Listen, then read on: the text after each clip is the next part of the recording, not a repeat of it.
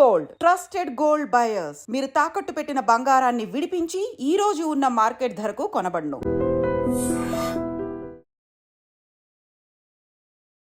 నమస్తే, welcome back to IT media. నేను మీ ఝాన్సీ. ఆపత్కాలంలో ఆదుకుంటుంది అని చాలామంది హెల్త్ ఇన్సూరెన్స్ పాలసీస్ తీసుకుంటూ ఉంటారు.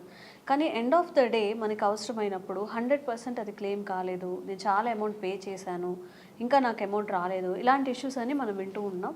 అసలు హెల్త్ ఇన్సూరెన్స్ చేసేటప్పుడు ఎలాంటి జాగ్రత్తలు తీసుకోవాలి, ఎలా క్లెయిమ్ చేసుకోవాలి, ఈ విషయాలు తెలుసుకుందాం. ప్రస్తుతం మనతో AMFI registered mutual fund distributor Srinivas Reddy గారు ఉన్నారు. నమస్కారం అండి. నమస్కారం అండి. సార్, హెల్త్ ఇన్సూరెన్స్ అనేది ఒక సామాన్యుడికి చాలా ఇంపార్టెంట్. ఈ మధ్య కాలంలో అవేర్నెస్ కూడా అందరికీ పెరిగిపోతుంది. ఒక ఇన్సూరెన్స్ తీసుకుంటే మనకి చాలా పనికి వస్తుంది, అది మనల్ని చాలా సేవ్ చేస్తుంది, ఆదుకుంటుంది అని చెప్పి. మరి 100% క్లెయిమ్ కాకపోవడం కానీ, రిజెక్ట్ అవ్వడం కానీ ఇవి ఎందుకు జరుగుతాయి అంటారు? జనరల్గా అండి, దీంట్లో మీరు ఏదైతే చెప్తున్నారో ఇవి మన సరౌండింగ్స్లో చాలా ఎక్కువగా వినే వర్డ్స్ లేకపోతే బజ్ ఉంది. అంటే చాలా ఏరియాస్లో నాకు 100% రాలేదు, నేను ఇన్సూరెన్స్ ప్రీమియం పే చేశాను కానీ దాంట్లో నేను 30%, 20% నేనే పే చేశాను, ఇట్లాంటివి చాలా వినపడతాయి మార్కెట్లో. ఎందుకు జరుగుతుంది అలా అంటే కస్టమర్కి ఆ పాలసీ మీద అవగాహన లేకపోవటం. అంటే మీరు పాలసీ తీసుకునేటప్పుడు వాటి యొక్క పూర్తి వివరాలు ఏమీ తెలుసుకోకుండా కండిషనల్ పాలసీస్ అంటే కోపేమెంట్తో కానీ, లేదా డిసీజ్ వైజ్ సప్లిమెంట్స్తో కానీ, లేదా కొన్ని కండిషన్స్కి నేను క్లైమ్ ఇవ్వను అన్న దగ్గర అలాంటి కండిషన్స్తో కూడా కొన్ని పాలసీలు ఉంటాయి. ఇలాంటి పాలసీస్తో పాలసీలు తీసుకుంటే ఇలాంటి 100% బిల్ అనేది కంపెనీ పే చేయదు. కేసు క్లైమ్ యాక్సెప్ట్ చేసినప్పుడు కూడా ఆ కంపెనీ, ఆ పర్టికులర్ కంపెనీ క్లైమ్ రేషియో మనం క్యాలిక్యులేట్ చేసుకుంటే ఆన్లైన్లో చూసుకుంటే 99%, 100% క్లైమ్ రేషియో ఉండొచ్చు. కానీ మీ పర్టికులర్ క్లైమ్కి వచ్చేపాటికి 50% మీరే పే చేయాలి, 80% కంపెనీ పే చేస్తుంది, లేకపోతే 90% పే చేస్తుంది. ఇలాంటి కండిషన్స్ అన్నీ ఉంటాయి. దీనికి పర్టికులర్గా డిసీజ్ వైజ్ సప్లిమెంట్స్ లేదా కో పేమెంట్స్ ఉన్నప్పుడు ఇట్లాంటివి జరుగుతూ ఉంటాయి. ఇవి కాకుండా మేజర్గా జరిగేది రూమ్ రెంట్.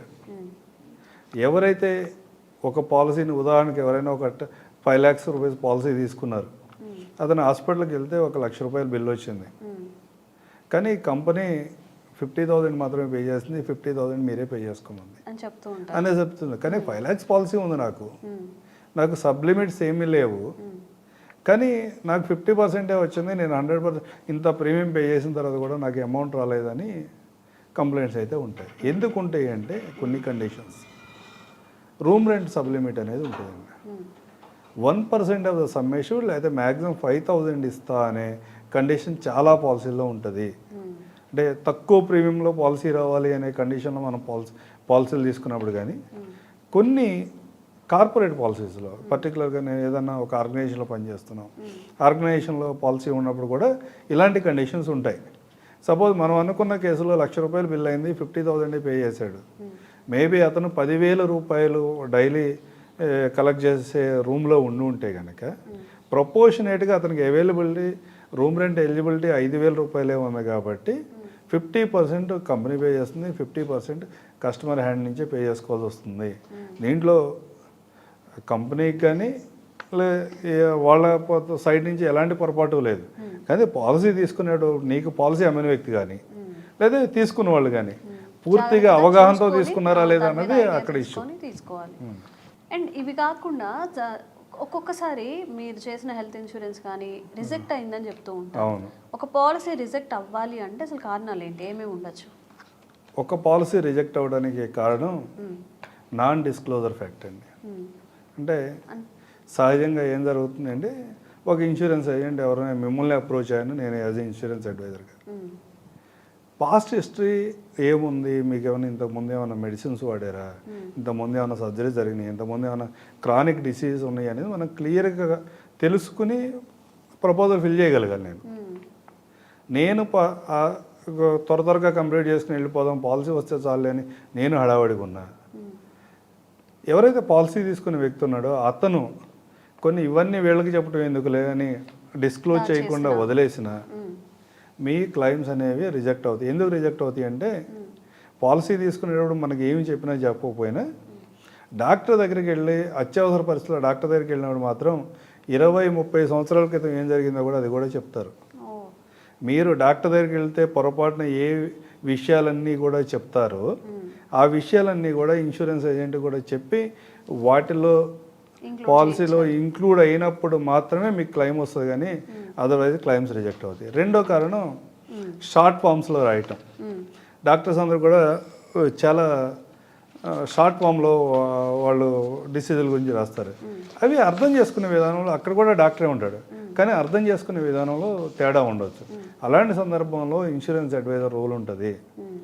కంపెనీ ఏమనుకుంటుంది, డాక్టర్ ఏమన్నాడు, ఈ రెండింటిని కనుక మనం మేనేజ్ చేసి డాక్టర్ ఏమనుకుంటున్నాడు అన్నది కంపెనీ కనుక మళ్ళీ కమ్యూనికేషన్ చేయగలిగితే ఆ క్లైమ్స్ అనేవి రీఓపెన్ అవుతాయి, క్లైమ్ సెటిల్ అవుతుంది. అలాంటిది ఎక్కడ కూడా ఇబ్బంది ఉండదు. ఓకే, అంటే అందరికీ దీని మీద అవేర్నెస్ లేకపోవచ్చు. మీరు చెప్పినట్టుగా కొంతమంది హెల్త్ గురించి దాచిపెట్టచ్చు, వీళ్ళకి ఎందుకులే చెప్పి అని చెప్పి. అసలు ఒక హెల్త్ ఇన్సూరెన్స్ పాలసీ మనం తీసుకోవాలి అనుకున్నప్పుడు తప్పనిసరిగా ఇవి పాటించాలి, ఇవి ఖచ్చితంగా ఇవి చెప్పాలి, అలాంటి ఆప్షన్స్ ఏమైనా ఉన్నాయా? అలాంటి తీసుకోవాల్సిన జాగ్రత్తలు ఉన్నాయండి. అంటే బేసిక్గా మీరు ఏం ఆలోచిస్తారంటే, ఎవరైనా పాలసీ తీసుకునే వాళ్ళందరూ ఏదో ఒక హెల్త్ ఇన్సూరెన్స్ పాలసీ అతను ఏదో వచ్చి అడుగుతున్నాడు, ఒక 20,000 30,000 అవుతుంది తీసుకుని అందరూ అనుకుంటున్నారు కదా, చుట్టూ అందరూ కూడా అనుకుంటున్నారు హెల్త్ ఇన్సూరెన్స్ ఉంటే మంచిది, మనం కూడా తీసుకుంటే బాగుంటుంది, అదే ఉంటుందిలే. ఇన్సూరెన్స్ పాలసీ ఉంటే మనం హాస్పిటల్కి వెళ్తే 100% ఈ కార్డు చూపించి కానీ అంతా ఇన్సూరెన్స్ కంపెనీ సెటిల్ చేసుకుంటుంది, మనకి ఏమీ సింగిల్ ఎంపీ కూడా మన ఖర్చు అవ్వదు, మన ఫైనాన్షియల్స్ మన ఫ్యూచర్ గోల్స్ ఇవన్నీ కూడా సేఫ్ ఉంటాయని మనం పాలసీ తీసుకుంటాం. కానీ నేనేమంటానంటే, రీసెంట్ టైమ్స్లో నేను ఒక 10 లక్షల రూపాయల పాలసీ ఒక వ్యక్తికి ఇచ్చాను. అతని క్లెయిమ్ 20 లక్షల రూపాయలు వచ్చింది. అతనికి ఉన్న ప్రాబ్లం వల్ల అతను 20 లక్షల ఆ ఒక్క సంవత్సరంలో క్లెయిమ్ చేసుకోగలిగాడు. ఇది 20 లక్షలే. నేను కొన్ని సందర్భాల్లో 40-50 లక్షల రూపాయలు ఒకే సంవత్సరంలో క్లెయిమ్ చేసుకున్న ఫ్యామిలీస్ని కూడా చూశాను. అంటే నా దగ్గర లేరు కానీ అలాంటి వాళ్ళు.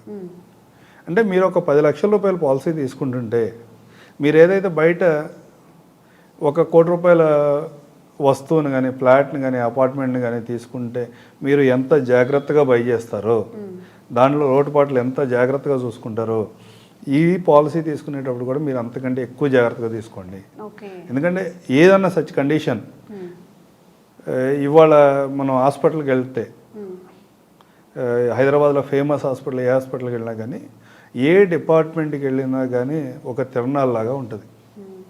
ఎక్కడ ఎనీ హాస్పిటల్కి వెళ్ళండి మీరు, చాలా కొన్ని డిపార్ట్మెంట్స్లో బిల్ ఎంత అవుతుందని చూస్తే 60 లక్షలు 70 లక్షల రూపాయలు అవుతుంది, ఇది మొత్తం క్యూర్ అయ్యేపాటికి అని చెప్తూ ఉంటారు. తర్వాత బయటకు వస్తామా రావా అది వేరే విషయం.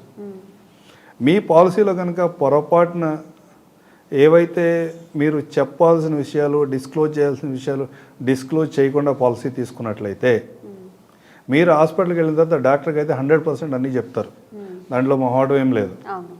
ఆటోమేటిక్గా రిజెక్ట్ అవుతుంది, పాలసీ రిజెక్ట్ అవుతుంది. దాంట్లో ఎవరైతే మీకు పాలసీ చేయించిన అడ్వైజర్ కావచ్చు, లేదా ఆన్లైన్ ప్లాట్ఫామ్స్ కావచ్చు, ఎవరు కూడా ఆ టైంలో మీకు ఎవరో సహాయం చేయలేరు. మీకు పొరపాటున 60 లక్షలు 70 లక్షల క్లెయిమ్ చేసుకోవాల్సిన పరిస్థితుల్లో మీరే ఉంటే కూడా అది మీకు 60 లక్షలు 70 లక్షల లాస్, కానీ మీరు కట్టిన 20,000 30,000 కాదు. ఇలాంటి సందర్భంలో అంటే ఏదైనా ఒక పాలసీ తీసుకుంటున్నప్పుడు, పర్టికులర్గా హెల్త్ ఇన్సూరెన్స్ తీసుకునేటప్పుడు ఎవరైనా మీ చుట్టుపక్కల ఉన్న వాళ్ళు ప్రాపర్గా నాలెడ్జ్ ఉన్న పర్సన్ దగ్గర 2 సార్లు 3 సార్లు అతను కలవటం ద్వారా కానీ, అతన్ని మల్టిపుల్ క్వశ్చన్స్ అడగటం ద్వారా కానీ, అతని కెపాసిటీ కూడా మీరు అర్థం చేసుకున్న తర్వాత పాలసీ చేసుకోండి. అలాగని మార్కెట్లో మేము చాలా చూస్తాం, ఆన్లైన్లో 5% డిస్కౌంట్ వస్తుంది, 10% డిస్కౌంట్ వస్తుంది, పాలసీలు వెళ్తాయి. లాస్ట్ 1 ఇయర్లో నేను దగ్గర ఇట్లా మాట్లాడకూడదు కానీ ఒక 60-70 పాలసీ కాపీస్ని మేము స్క్రూటినీ చేస్తే దగ్గర 30% పాలసీస్లో ఎవరికి క్లెయిమ్స్ అయితే రావు. ఎందుకంటే వీళ్ళు ఏమనుకుంటున్నారు, నాన్ డిస్క్లోజ్ ఏవైతే డిస్క్లోజ్ చేయాలో అవన్నీ డిస్క్లోజ్ చేశాను అతను అనుకుంటున్నాడు. ఆ పాలసీలో చూస్తే అవి ఏవైతే ప్రీ ఎగ్జిస్టింగ్ కండిషన్స్ ఉన్నాయో, డిస్క్లోజ్ చేయాల్సిన రిక్వైర్మెంట్స్ ఉన్నాయో, అవేవి కూడా పాలసీ కాపీలో లేవు. ఈ వీడియో ద్వారా మేము చెప్పేది ఒకటే, ఇప్పటికైనా చెక్ చేసుకోండి.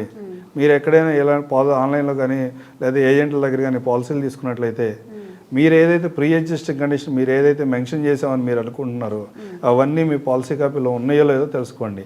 అవి ఉన్నట్లయితే ఓకే, అవి లేకపోతే కనుక నెక్స్ట్ రెన్యువల్ టైంలో కానీ ఇమీడియట్గా కంపెనీస్కి మీరు అప్రోచ్ అయ్యి అవి ప్రీ ఎగ్జిస్టింగ్ కండిషన్ యాడ్ చేసుకుంటే మాత్రమే మీరు ఫైనాన్షియల్గా సెక్యూర్గా ఉంటారు. కానీ అదర్వైజ్ మీరు పాలసీ కట్టిన తర్వాత కూడా పాలసీలు రిజెక్ట్ అవుతాయి, ఏదైనా పొరపాటున అవసరం వస్తే పాలసీ రిజెక్ట్ అవుతుంది, మీ ఫైనాన్షియల్ ప్లానింగ్ అంతా కూడా దెబ్బతింటుందన్నమాట. అవును అవును. సో ఈ జాగ్రత్తలు పాటించి పాలసీ తీసుకునే ముందు అంటే ఎవరైనా ఉంటారు మనకి సజెస్ట్ చేస్తారు కదా సార్ బయట కూడా అసలు ఎలా తీసుకోవాలి పాలసీ ఏంటి, నాకు ఈ డిసీజెస్ ఉన్నాయి లేకపోతే మా ఇంట్లో వీళ్ళకి చేయించాలనుకుంటున్నాం అన్నప్పుడు దానికి తగ్గట్టుగా మనకి ఏం హెల్త్ ఇష్యూస్ ఉన్నాయో దానికి రిలేటెడ్గా జాగ్రత్తగా తీసుకుంటే పాలసీస్ అనేవి వర్క్ అవుతాయి. Okay, thank you sir. Thank you అండి.